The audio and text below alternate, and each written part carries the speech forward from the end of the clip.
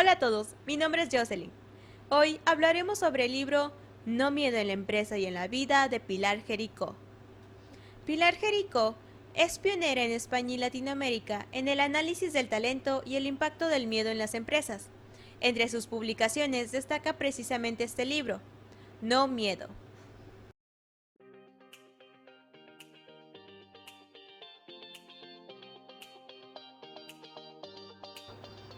El libro nos muestra el miedo como un mecanismo de defensa y supervivencia, y al mismo tiempo como un freno a la creatividad y al talento. El miedo siempre va a estar ahí, es inevitable. Pero lo que Pilar pretende con este libro es que dejemos de huir del miedo y lo enfrentemos. Hay dos tipos de miedo. El primero es el momentáneo. Cuando vemos una película de terror, es normal que nos dé un sobresalto y nuestro cuerpo se altere un poco, pero al final del día sabemos que no es más que una película. El segundo tipo de miedo es el de larga duración. Este es el que nos agobia, el que nos causa el estrés, que no nos deja dormir en las noches, se roba nuestra energía y hace que envejezcamos más rápido. Cuando un miedo perdura y se lleva nuestro potencial, se convierte en un miedo tóxico y te está dañando la vida. Dentro de los miedos de larga duración existen 5 principales. Número 1. El de supervivencia. Es un miedo instintivo, el de no poder sobrevivir, el de tener miedo de no llegar al final del mes o el de la semana con los recursos que tenemos, el de no poder satisfacer nuestras necesidades básicas como la alimentación o no poder pagar nuestras obligaciones.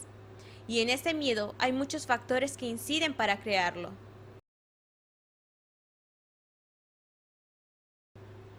Número 2. Afiliación al grupo. Todos en algún momento de nuestra vida hemos deseado pertenecer a un determinado grupo de personas, y para ello quizá hemos modificado nuestra forma de hablar o de lucir. Pero todo esto no es más que una manifestación de nuestro miedo a la soledad. Un filósofo alemán dijo en alguna ocasión, el instinto social de los hombres no se basa en el amor a la sociedad, sino en el miedo a la soledad. Miedo número 3. El éxito y los logros. No es que nosotros tengamos miedo de ser exitosos o de lograr cosas en la vida. Lo que nos da miedo es el fracaso. Nos da miedo equivocarnos, tomar riesgos, tomar decisiones. Tenemos miedo de no ser reconocidos. Pero Pilar nos cuenta un secreto. En la vida real, los fracasos forman parte del éxito. 4. Poder e influencia. Nuestro deseo de tener poder y ser influyente nos lleva al miedo de perder el que ya hemos ganado. Esto se debe a la jerarquización de personas y en términos generales, en que arriba se vive mejor.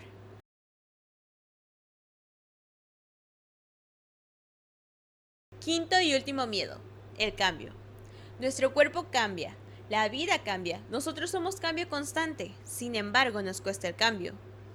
Nuestros hábitos es la forma en la que la mente regula nuestros comportamientos y nos hace sentir control sobre nosotros mismos.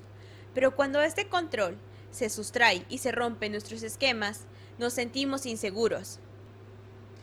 En las empresas suelen trabajar con el miedo porque resulta fácil para alcanzar beneficios a corto plazo. Sin embargo, trabajar con empleados regidos por el miedo tendrá sus desventajas. No explotarán su talento. Cuando el miedo entra por la puerta, el talento sale por la ventana. Se les nublará la vista y no compartirán la visión de la empresa. Su creatividad disminuirá, lo que será un obstáculo para la innovación. Y por último, al final del día tendrán empleados estresados y tristes. Pilar menciona estrategias para dejar de trabajar con el miedo de los empleados y el trabajo de igual manera resulte favorable.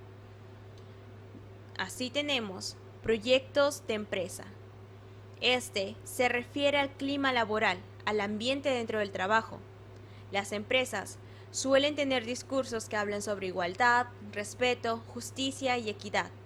Sin embargo, estos discursos deben volverse acciones reales, y serán las acciones las que den vida a las palabras. En segundo punto, tenemos líderes valientes. Se debe comprometer a todo el equipo de trabajo con una misma visión y misión.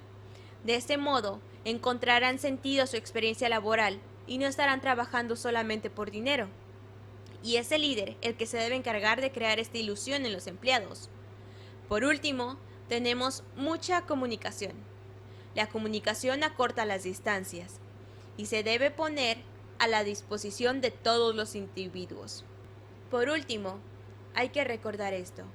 Los animales tienen 4 alternativas de acción frente a la amenaza: la huida, la defensa agresiva, la sumisión y la inmovilidad.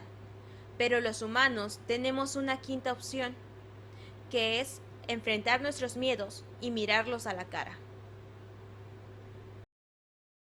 No Miedo es un libro empresarial. Sin embargo, una primaria no es muy diferente a una empresa. Ambos trabajan con personas que cuentan con una alta capacidad creativa y se espera que estos puedan liberarla o explotarla. Ahora, dentro de un salón de clases, el docente toma la función de líder. Y veíamos en el libro que hay 2 tipos de líderes. El primer tipo es el líder que trabaja a partir de infundir miedo a los que están a su cargo, y este tiene beneficios a corto plazo.